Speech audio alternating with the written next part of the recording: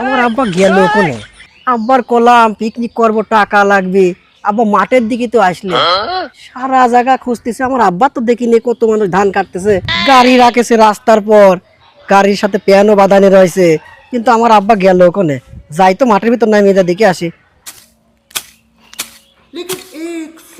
ও আব্বা, আব্বা, হ্যাঁ এ তুমি এত দূর এসে কাজ করতেছো, গাড়ি রাখিছো সেই রাস্তায়, হেনতে কি তোমার গাড়ি দেখা যাচ্ছে আব্বা?